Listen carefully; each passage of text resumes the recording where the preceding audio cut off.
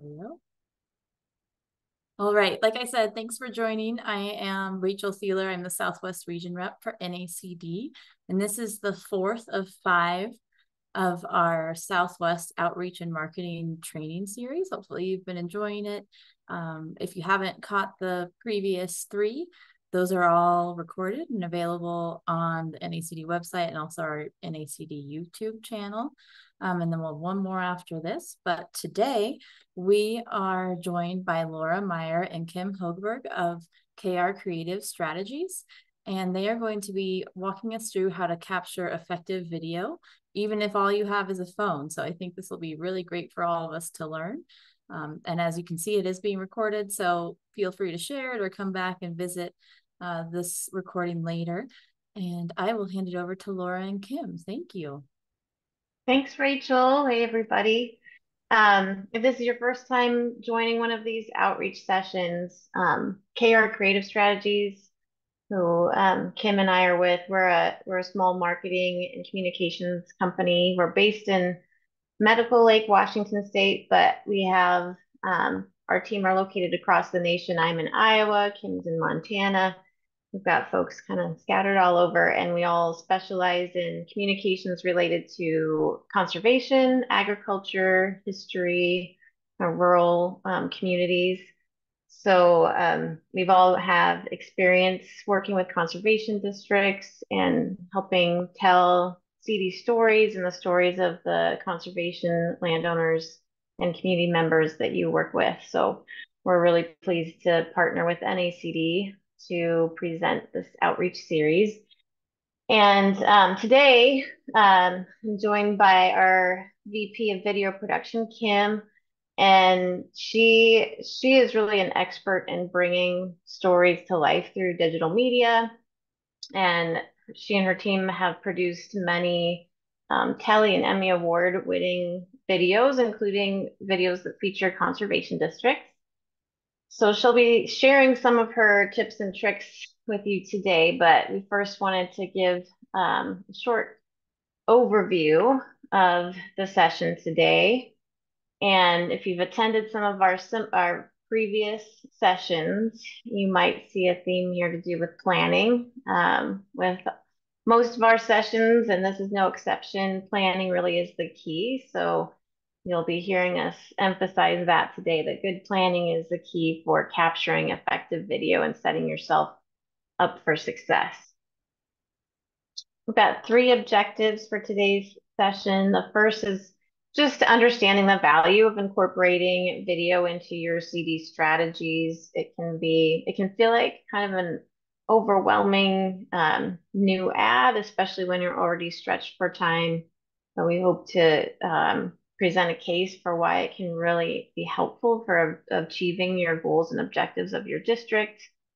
We want to make sure we provide some actionable tips for planning and producing a successful short form video. So something under 5 minutes, and including tips for how to do that in the field, since so much of CD work is out in the outdoors, which adds a different layer of how you want to approach a video project. And then leave you with some suggested tips and tools for technology in video production and editing. And as with the previous sessions, we'll have a worksheet that captures a lot of these tips at the end of the session that Rachel will send out to folks. So you'll have a worksheet that really captures a lot of the notes from today's session as well. And we'll present the tips under those 3 main phases of video production. We'll talk about tips for pre-production, production itself, both when you're behind the camera and when you're on camera, and then some post-production tips as well.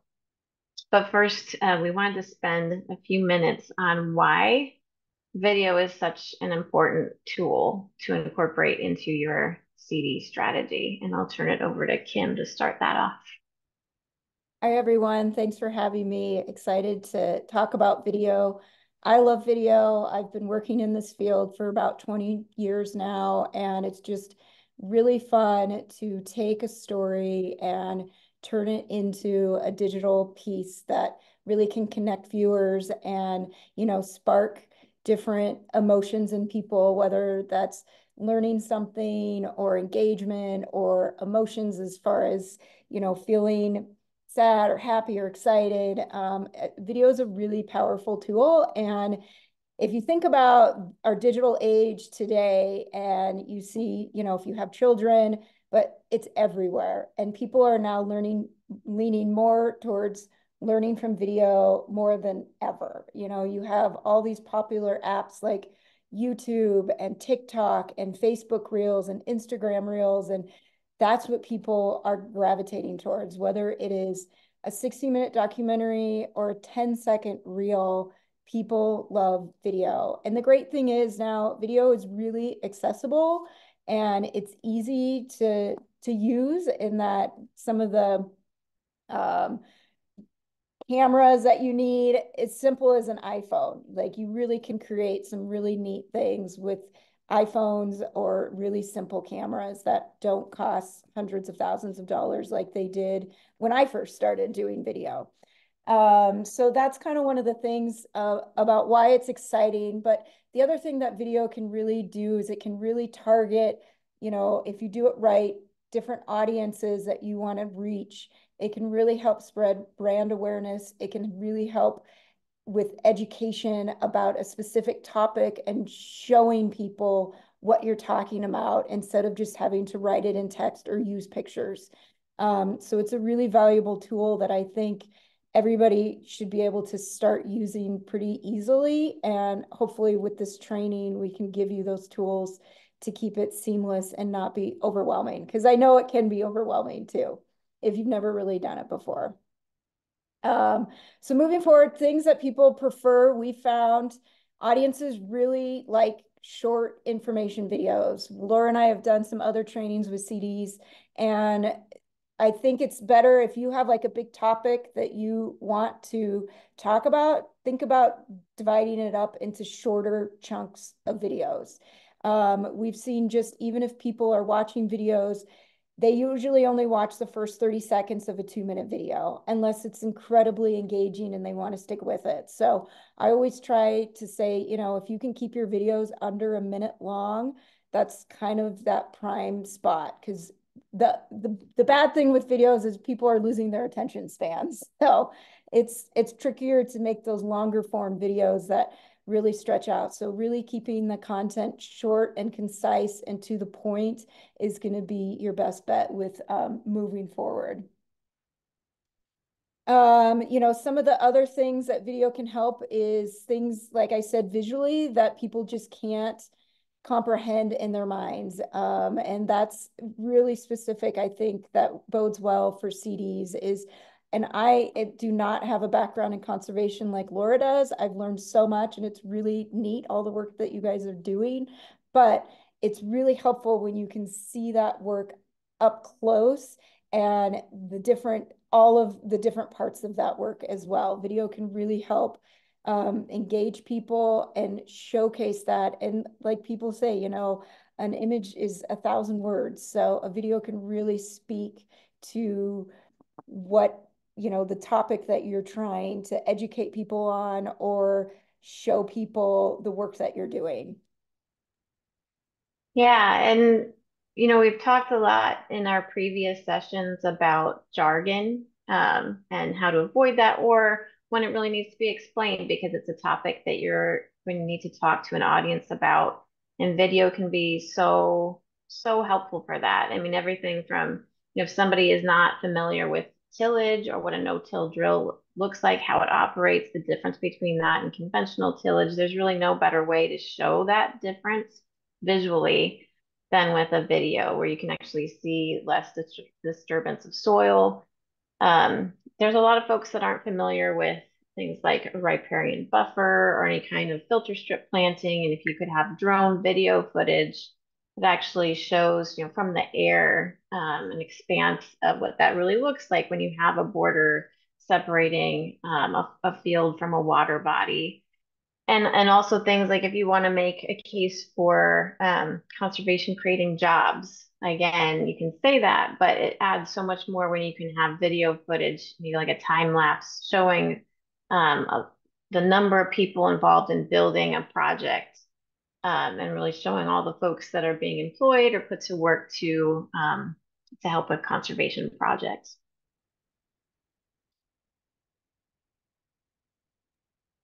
Yeah, and like I said before, video is more accessible today than it was probably even 5 years ago.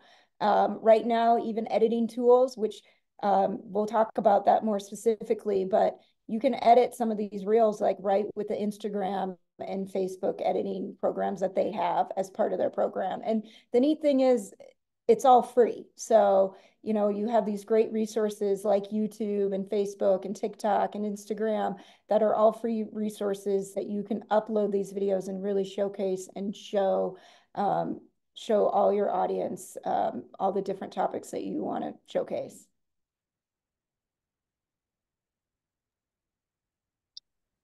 So we want to spend, before we get into the nuts and bolts, which I know everybody is probably here for, just wanted to spend a couple more minutes on how video should always be a tool that's part of your overall CD outreach strategy. So just a couple things just to keep in mind before we get into the tips and tools for producing a video. The first is to always trace a video project back to your annual or long range work plan. Video is a tool for achieving something, an objective, a goal that you have in that plan. So especially for board members on a CD board, if one of your fellow board members or a staff member is suggesting the idea of a video, as much as we are proponents of using video as a tool, just always make sure there's a really strategic reason for it. It really should be a tool to help you accomplish something from your annual and long range plan. And if it doesn't tie to a specific objective from that, it's not to say that producing a video at some point isn't the right answer for you, but just make sure that it will be a tool for helping you accomplish something that it's in your plan, and not so much that sometimes we've had folks that have seen somebody else, some other organization did a video, it looked really cool, and they're like, oh, we should do a video too. And I would just caution against that unless that person or unless that organization shares your exact same audience and goal, replicating or trying to model a video exactly after what somebody else's did might not be the right answer for your specific goals and objectives. So really make sure that those goals and objectives in your audience, your community, what you specialize in as conservation districts, is your local community. Make sure that the video is a tool to serve your community and accomplish your goals. It's a great, it's also a great way. I mean, sometimes I think we're all guilty of this, whether it's a personal plan or an organizational plan, we can create them and then we never look at them again until they're due to be renewed again. And it's a wonderful way to make sure that when you are creating your annual CD plan or your long range CD plan, that you're thinking about it as a really helpful guide for what you'll say yes to, what type of video you'll create, what type of stories you want to tell. It should really be that guide of like tracking and making progress and making sure you're headed in a direction that you, as board members, as staff, and as community members, have set for your local conservation district. And also making sure that even in the meantime, if you don't have an immediate video project, make sure that you as a board member or a staff member are really empowered with basic video skills. So just being here today, or if you watch this video later, is a great step in that direction so that you're ready. As Kim said, this technology is way more accessible than it's ever been before. And so giving yourself and your staff time to really learn some skills so that they can take advantage of this really accessible and powerful outreach tool is extremely helpful for your conservation district. And coordinating with whomever at your CD is tasked with outreach. It could be multiple people who have, I think a lot of times it's like a percentage of a lot of people's times to be tasked with outreach for the district. Or managing your website content, and just making sure that staff and board are always coordinating with those people, figuring out, what content would be most helpful for them in achieving the goals that they're responsible for at the district. And then making sure that where you and the staff are really capturing footage that empowers them to get the best content they can for social and web. And then finally, as a CD board member, just you can be really helpful in just keeping your eye out for the type of content that's really video friendly at your conservation district. And so a few ideas for that is we've seen some conservation districts have some really great engagement with videos that are just related to pretty simple how-tos. So a lot of districts will have an annual plant sale. And as a plant sale customer myself, I know I had a lot of questions when I was buying plants from my local conservation district. Everything from the type of soil and conditions the plant would need, when to plant it, how to plant it, what type of insects to look out for. And so really simple how-to videos, like Kim was saying, very short how-to videos right in the CD's wheelhouse. It does not have to be super high production value. People are really looking for some quick tips to help them be successful with their conservation project. That's a great idea of a video that most districts could go out today and capture. Again, the project construction, it's a really fascinating thing for folks to watch. I've seen conservation districts, again, do excellent time-lapse videos. They speed up the video showing the construction of a conservation project. They get really good engagement. And then another one is, I think for folks, especially if you have attended any conservation district regional, state, or national meetings, the conservation community is really special, and we've got an incredible group of people. And if your district will be hiring or running an election in the coming year, having a series of videos where folks get to meet your team and see how incredible the people are that are involved with conservation districts can get folks excited to apply and want to be a member of your team as a staff member or a CD board member. So that's another great way, video-friendly way to introduce your district, but also get folks excited about volunteering or working at your CD.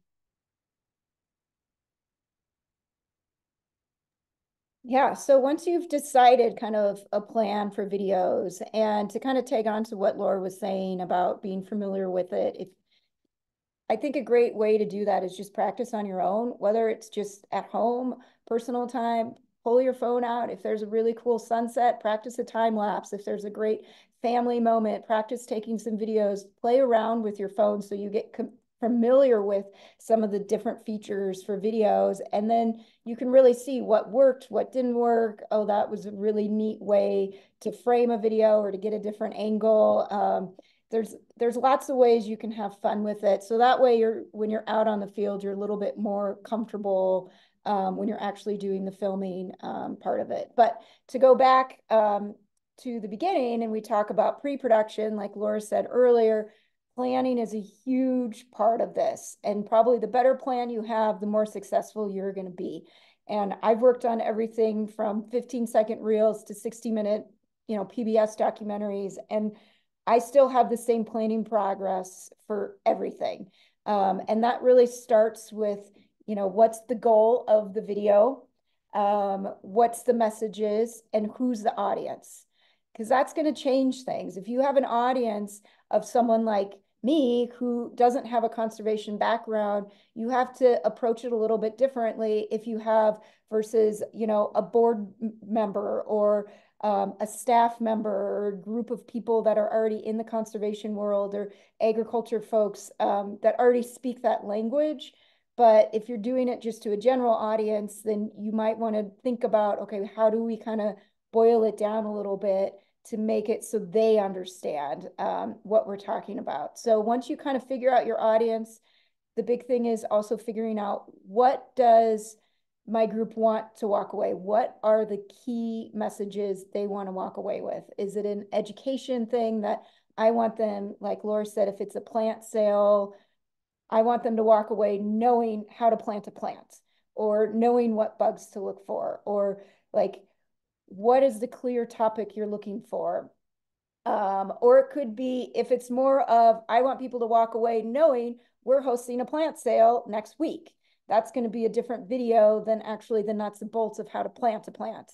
So it's really identifying what's the topic, and it's pretty simple. And you say, after someone watches this video, what are they supposed to think? And what's the information that they should say, oh, wow, there's a plant sale at this conservation district next Saturday. I want to go look at it. Or I want to be able to plant this plant after I purchase it at the conservation district. So you can kind of see the two different paths once you identify, you know, your key audience and then the topic as well. And so once you've figured those out, and I always like to write them down, it's just really helpful. Then you can start approaching of, okay, once we know this, how are we going to approach it? And so let's just say if we're going to do, oh, I guess we should go back and talk about the distribution plan too. Sorry. So the other thing too is knowing, where are you going to put it? Is it going to be a reel? Is it going to be something on your website? Because that's going to impact how you film it. It seems like most of the time you would be editing for either a YouTube video or a Facebook or Instagram or TikTok video. If it is a YouTube now has YouTube Shorts, which, you know, they have the vertical versus a horizontal shot. But if you're doing a standard YouTube video, which usually are a little bit longer, then those are going to be horizontal shot, versus if you're doing an Instagram reel, Facebook reel, or TikTok, you're going to want to shoot them vertically. So knowing that audience and that platform of where you're going to put it at the end is really helpful as well.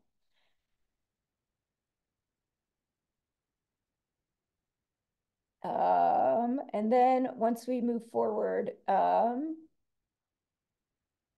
another key thing is watch some examples. Look at what other conservation districts are doing.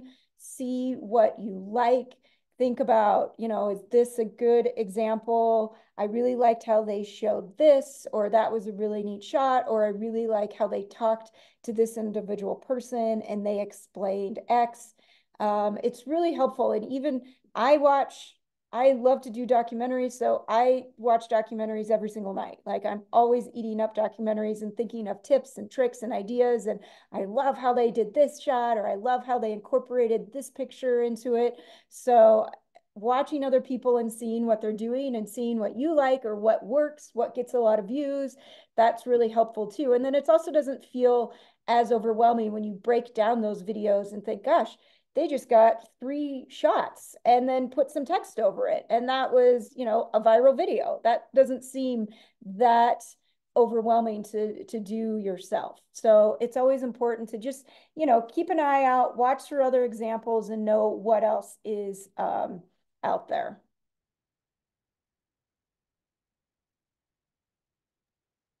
Yeah, and again, if you've been attending the other sessions or have watched recordings of our other previous sessions, there's a lot of tips that you can pull from in the planning process for your videos as well.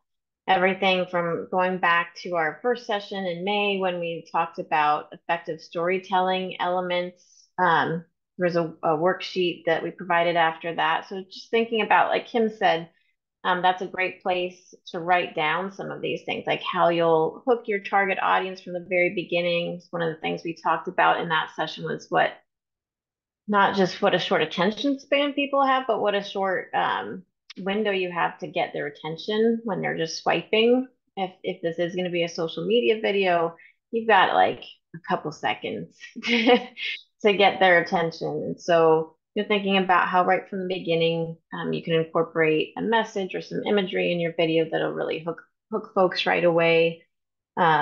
Thinking ahead about whether there's some jargon that might come up in the video, or terms that folks just who are unfamiliar with conservation might not understand. If you are looking to expand from a more traditional conservation district audience to a more urban or suburban area, that becomes a lot more important.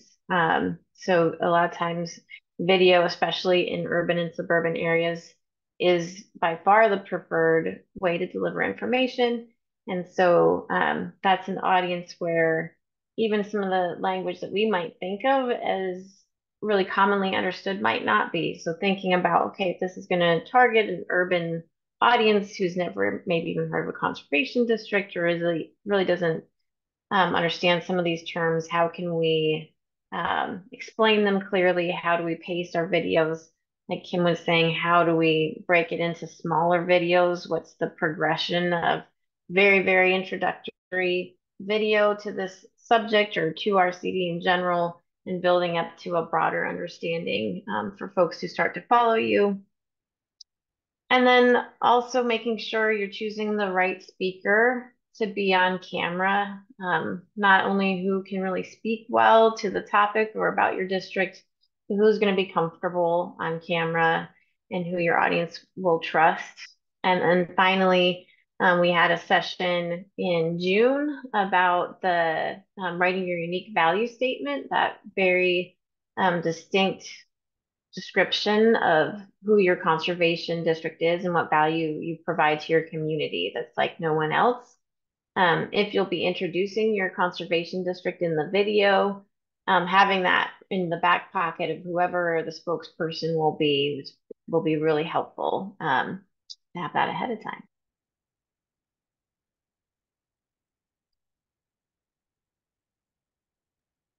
So it looks like we had a question. You want to save those to the end, Laura, or can we answer it right now?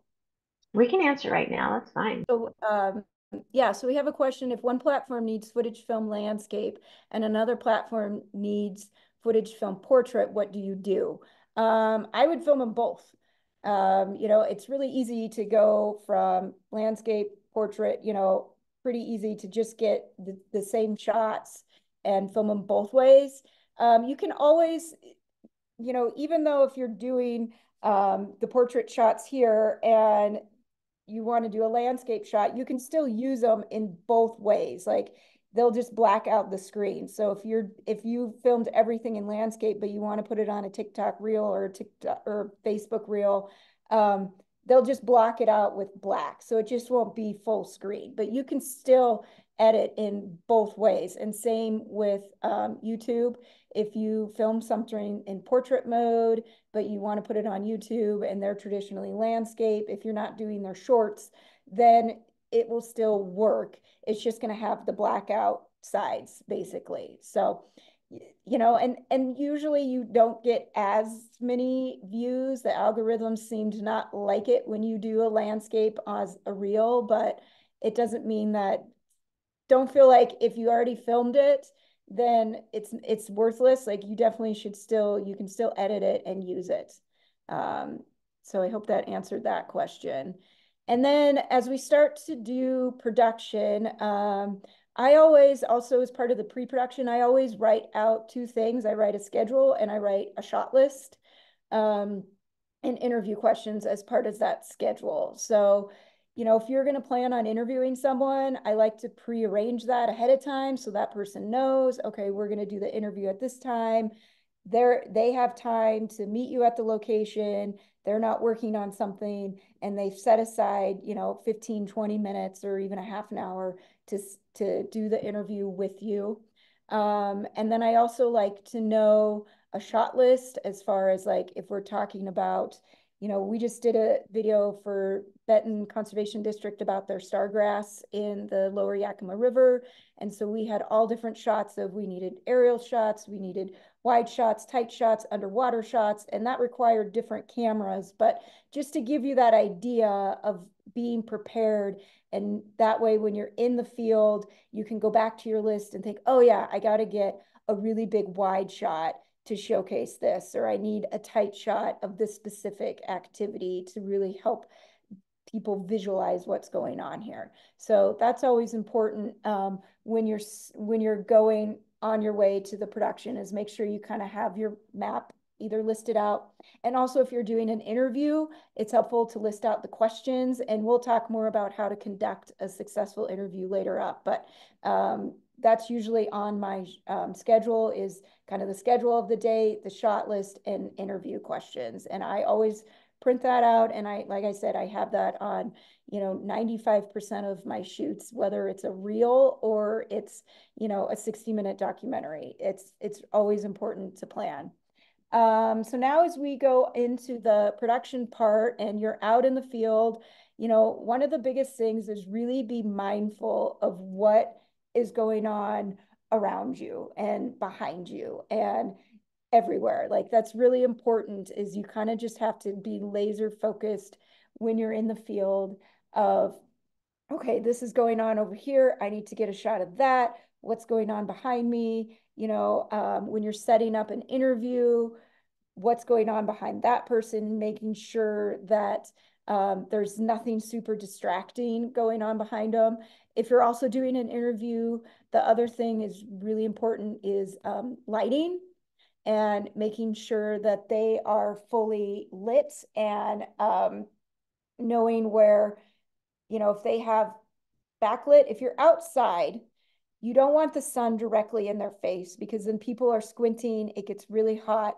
We tend to backlight them a little bit, so they're standing against the sun a little bit, but that only works on super sunny days, because you also have to be careful. You don't want their face fully shaded.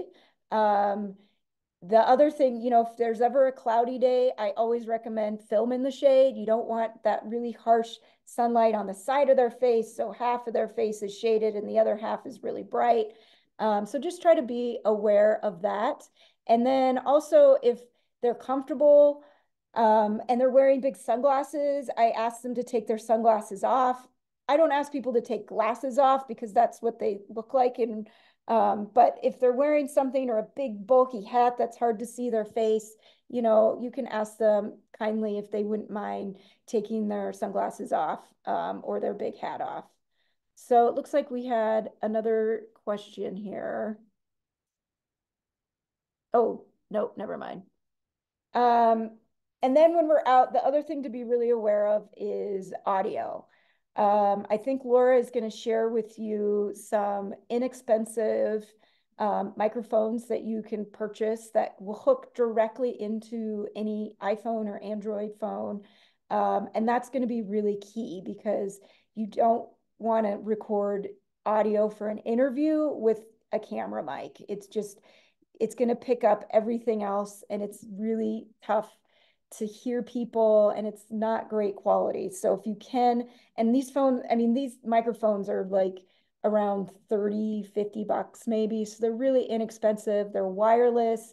Some you can recharge, others use batteries, but you just hook it up to the person, you hook it up to your phone, and then it just goes directly into your phone. So you can get some pretty good audio quality pretty inexpensively, but that's always key. The other thing to think about too when you're doing an interview is the exterior noise too.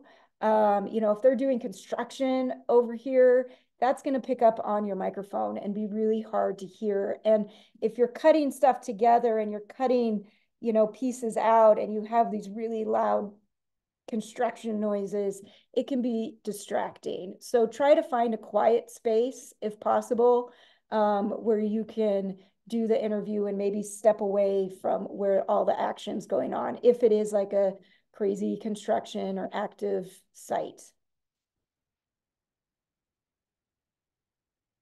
Then we talk about B-roll.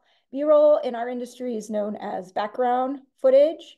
So our rule of thumb is, when you hear something, you want to see it. So when someone is talking about, the stargrass in the Yakima River, we want to see it. And we want to see it in more than one way. We don't want to just see one shot of it. We want to see it from up top. We want to see it if we can get in the water, maybe, have someone pull it out and see it, like wide shot. I challenge you to probably try to get 6 or 7 different shots of the same thing or same activity to really coverage it. And this is this is always the fun part because you can get creative, you know, think about those over the head stuff, those high stuff, the low stuff, get on the ground, bend down, you know, try to get in the corner, like try to get those unique shots that only you can find that, you know, that's really going to make your video stand out. So just, and I think that's always kind of fun too, is like, how can I find a cool shot, you know, of this plant sale or of, you know, different activities that you might be filming. Another handy thing that with your phones, if you're using a phone, or most all cameras offer this option, is you can watch your shots. And especially in the beginning, I'd highly recommend that, because a lot of times when you get to the edit thing, you think you're standing there and you're filming something and you got this really long shot, and then you come back and realize, actually, I was nervous, so my hands was shaking the whole time, or I actually only got it in focus for about 3 seconds instead of this 10-second shot. So when you're out in the field, like, don't be afraid to just watch it and make sure it's the shot you thought you were getting, because your eyes can kind of lie to you a little bit. And I can't tell you the number of times where I've gone out thinking I got this great shot, and then I get back in the edit room and it's not as great as I remember. So that's also why it's important to get more than one shot, is so you have those backup shots, but you're able to watch shots and make sure, oh yeah, that actually worked out great. Or, you know, watch it and think, oh, let me try this again. It wasn't exactly what I visualized when I was actually filming it. So don't be afraid to take your time. We talked about the shot list, and just really keep it simple. Again, like, it's really kind of 3 things: a wide, a tight, and a medium shot, right? So the wide shot is really far away where we can see the whole thing going on. You know, the medium shot is kind of just that sort of close up where we just maybe see the person planting a plant. And then the tight shot is a really tight shot of the hands actually digging in the dirt, planting the plant. So you want to try to always get 3 different shots. We talk about in our industry an establisher shot, which is kind of that wide shot that gives people, okay, this is where we are. We're at this, you know, we're at the ocean, we're on this farm, we're on the river, and it kind of gives us an idea of this is where we are. And then we start to get closer and closer to what we're talking about. So again, that's helpful when you're thinking about your shot list ahead of time, that if you have those all written down, you can really check them off as you go. Because sometimes you'll get out to the field and there might be a really awesome activity that's only happening once. And so you got to get it. And then you think you got everything and you forgot your big wide shot that really shows the whole thing. So having that shot list is always critical. And like I said, I've been doing this 20 years and I still write a shot list for most every, you know, shoot that I go on. And I'm assuming that most everybody in these beginning stages will probably start using their phones, which the really cool thing is how far our phones have come. I have an iPhone, and I know Androids can do the same thing, but there's a lot of neat features on your phones, like a slow-mo feature that can get really cool shots with a slow-mo.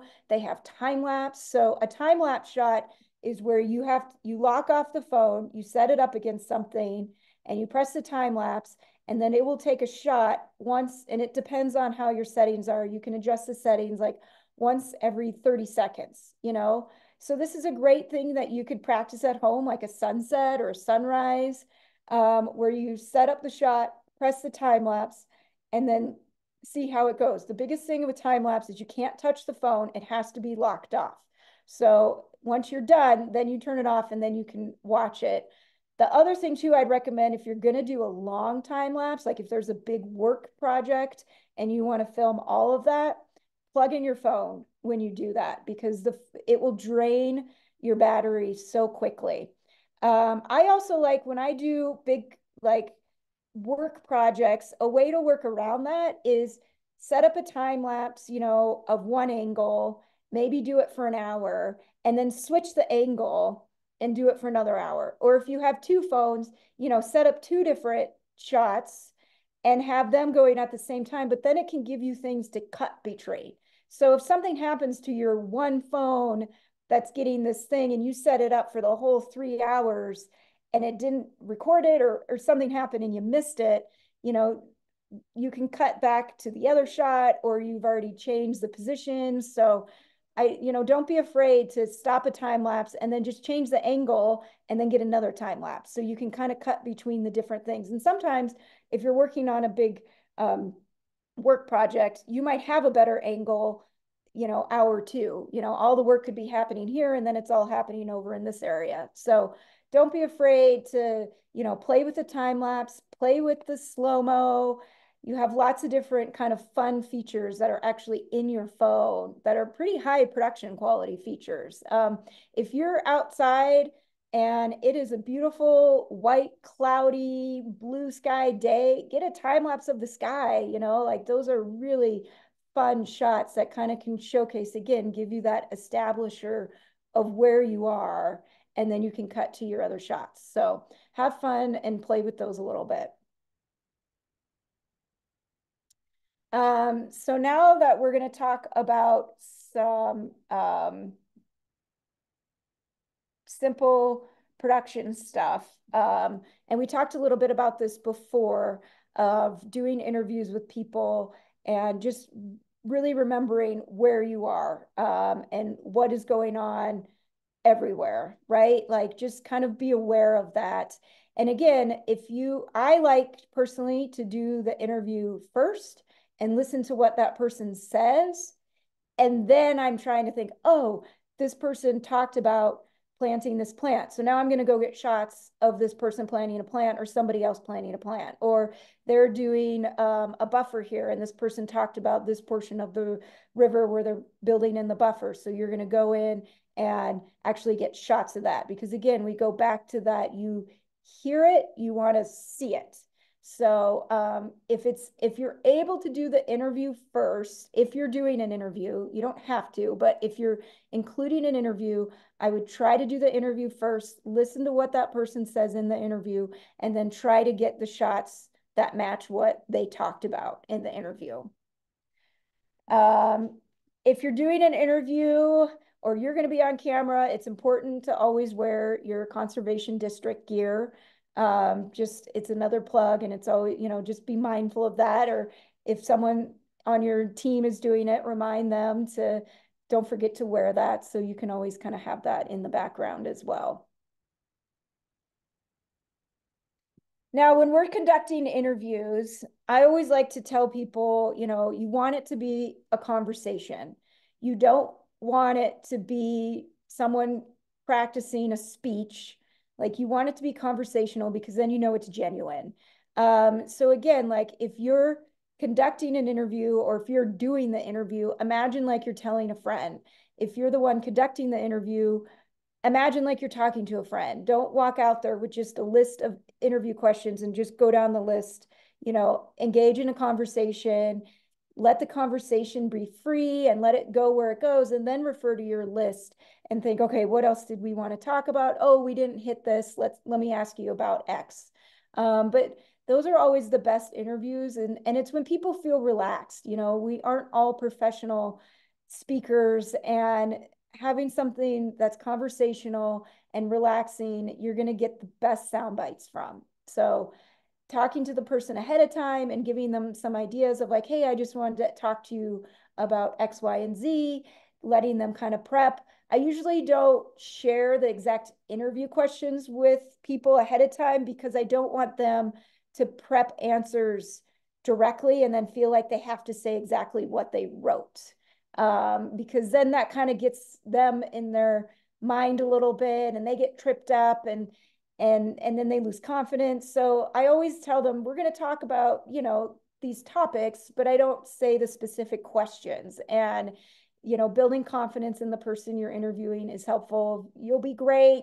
Just talk to me like you did the other day and it'll be great.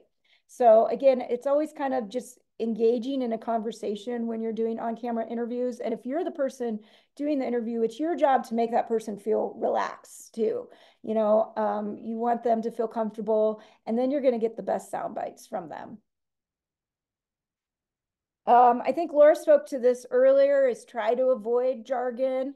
If someone's in the interview and they're using all these acronyms, maybe ask them, okay, can you explain this? Or what does this mean? because especially if they're using it over and over and over again, you're going to want to have something, you know, if you think your audience isn't going to know what that acronym stands for, you're going to need to explain it. So that's just a tip, I think. And just, you know, working with Laura, I know you guys have a lot of those. So it's helpful for me if, you know, you kind of can explain some of the things and avoid some of the jargon in your industry, if you're kind of going to that general audience. Yeah, avoid being too scripted. Again, like we said in those interviews, you know, just have a conversation, and just like you're telling your friend what they might be interested in knowing about. And it's really helpful if you think of it that way versus thinking like you have to be perfect delivering this interview on screen. And I always tell people too, when I'm doing the interviews, like, this is not live. We can go back and repeat a question. We can stop. We can, you know, a lot of times people will say, oh, let me answer that question again. I feel like I didn't answer it best at the beginning. Great. Let's go back and re-ask the question. And sometimes too, when I'm interviewing someone, I can tell they're very nervous. Like, we start really easy questions, you know, tell me your name, tell me what's going on here today. Like, just really easy questions. And if they're still really nervous, then break it down even further, you know, okay, well, tell me about how the weather's impacting the day, or tell me about what you're looking forward to today. Things that, you know, might excite them a little bit. And then as they start to warm up and feel a little bit more comfortable, then you can start working towards those harder questions. And sometimes too, if they don't quite answer it the way you want to answer it, you can go back and give them tips. Like, I might say, that's a great answer, but you know, if you could phrase it as this, that might be helpful. Or, that was great, I just need it more in a one sentence kind of answer. That's always helpful too. So feel free to kind of help them as they find their way on things. But the biggest thing, as long as people are comfortable, you'll probably get some really great sound bites.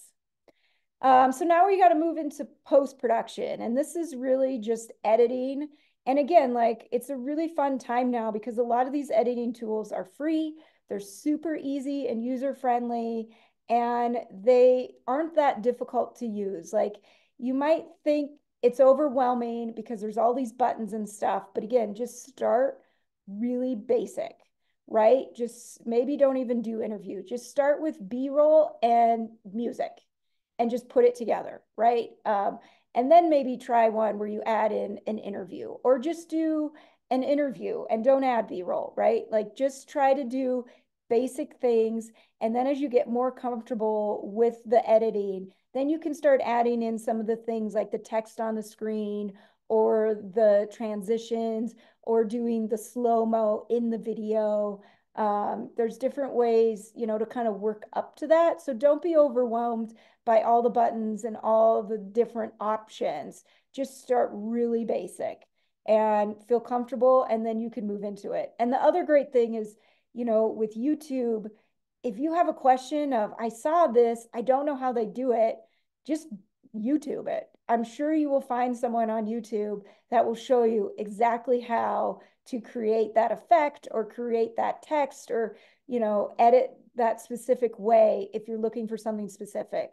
I work in Premiere, and I've been editing, like I said, for 20 years. And yesterday I had to, you know, YouTube a question in Premiere because I forgot. I was like, oh, I know I've seen this.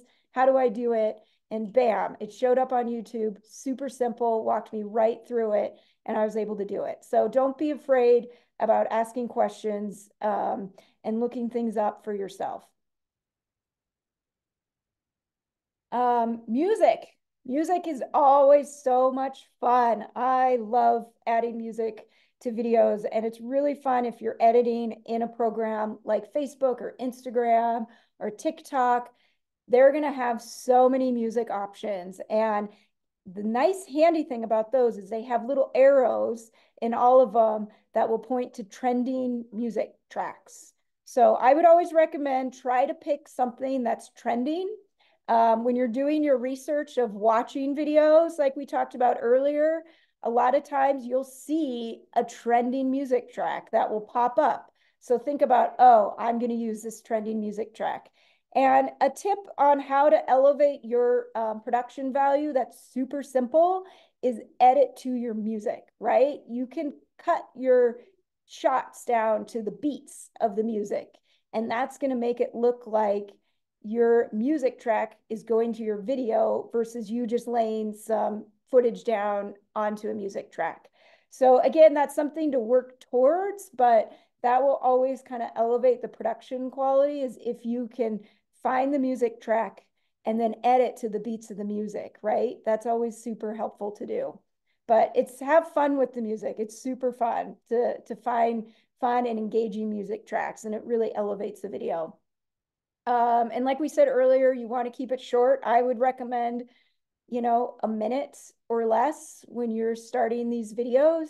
And again, if you're talking about a big topic, like we did this, I don't know, 6-minute video about water stargrass, but then we broke it down into 5 30-second reels that they could use. That was, one chunk of someone interviewed about that, or just a series of B-roll that just was 30 seconds of showing all the stargrass that was in the river. And again, this is something that I saw the pictures before I went on the shoot, and it was unbelievable being there in person and seeing it. And I think the video really was a great tool that helped capture what they're really having to deal with. So, keeping it simple that you can break your topics down. If you have like one big topic you really need to do, try to think of 5 different videos to make instead of one really long video. That's just going to go a lot farther for your district.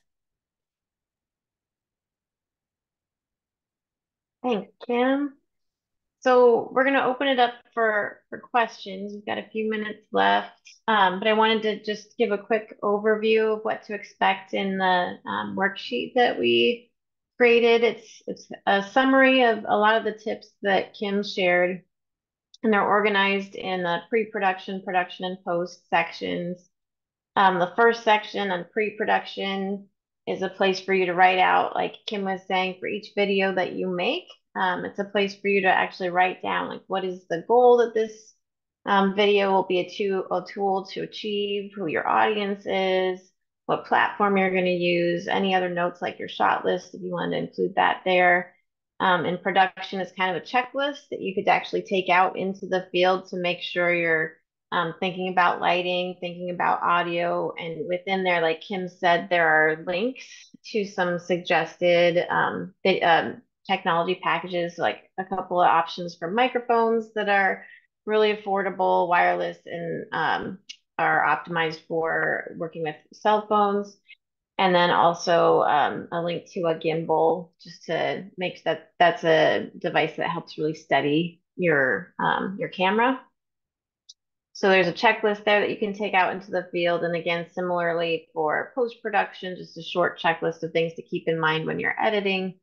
And then at the bottom of the second page, we organized a whole set of examples from different folks who have done videos, kind of employed some of the tips that we talked about today, using trending music, using humor, just shooting things in a way, like there's one of an invasive crab on the West Coast that they paired with a song about calling the police because they're trapping this crab. It's like they're using this trending song, and you're seeing this invasive crab underwater in a way that otherwise would have no reference for it. And it's hilarious, and they got just crazy engagement on it. So there's a whole selection of videos to follow up on Kim's suggestion, just to watch what other folks are doing. Some of them are from conservation districts, but they're all within the kind of ag and natural resource realm. So with that, we've got a few more minutes left, and I'll turn it over to Rachel for questions. Thanks, Laura and Kim. That was really great. And yeah, if anybody has any questions, feel free to either put it in the chat or pop off mute and ask it directly, whatever you're more comfortable with. While people are typing or thinking, one question that came to mind for me is, I mean, I think conservation is really interesting. I think everybody on the call would agree that conservation is very interesting, but it's not always the most grabby as far as attention getting. Do you have any tips on, you only have that such a brief time to hook people.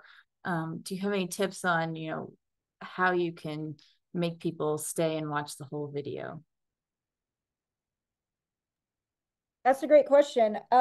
I mean, I can understand where sometimes the topics might not be super interesting to people, but I would argue that you guys probably have some of the most coolest shots and B-roll and really neat activities that are happening. So I would always take advantage of that, of really showcasing, the problem or the location. You're going to grab people with just that simply, and even if you were to open a video with a series of shots and then you kind of go into the topic, that's going to really hook people. If you can get some really neat, whether it's some kind of construction shot or like Rachel said, the crab underwater, like that's always going to hook people. It's like, oh wow, what's this? And then you sprinkle in the education part of it too, and something to add to it too. If you guys are going to be building, if your districts are going to start building a library of videos and trying to get followers that just follow your channel, don't always do educational videos, just do some fun videos too. We work with a conservation or land trust actually in Helena, and like one of their most popular videos was cooking a hot dog in a thermos. Like it's so random, but they got close to 1 million views on it or something, but again, it just gets people to follow their channel. So I wouldn't suggest that as one of the first videos you put out, but if you're trying to build a channel, don't feel like you have to always do something educational. Like, you can think of fun things and things that are happening maybe in the conservation office and the people and play with it a little bit. And again, just that creativity to have fun with it. But don't feel like it always has to be a video that has a purpose, that has this, educational component to it. There could be just a fun video just to try to get engagement and build viewership. Great. Thank you, Kim. Does anybody else have any questions?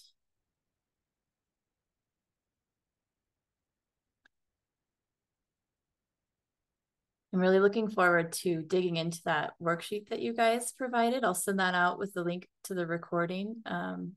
I'm sure a lot of people have heard me talk about this before, but I'm a huge fan of that Save the Crabs and Eat 'em campaign. I think that ad is hilarious. And I'm sure that these ones will be equally as good and entertaining. So if we don't have any other questions, if you think of something later, as usual, feel free to reach out to me or to Laura or to Kim. I'm sure they'd be happy to answer anything that comes up later. Like I said, this was our 4th of 5 sessions. So our next session is going to be on September 19th, and it's all about leveraging social media, which is something that we could all use a tutorial on for sure. So the registration info will be coming out for that one shortly. So keep an eye out for that. Like I said, these are all recorded. They're all on our YouTube channel and they're all on the NACD website. And then I will also send you the link directly with these resources. So feel free to share those with anybody that couldn't make it in person today. And I just really want to thank Laura and Kim for this great presentation. I think it is something that we can all learn to leverage. It definitely makes it feel a lot less daunting. So I'm really excited about that. I'm ready to go take some video right now. So I appreciate you guys, and everybody please tune in for our next session on September 19th, and I will see you all later. Have a good day.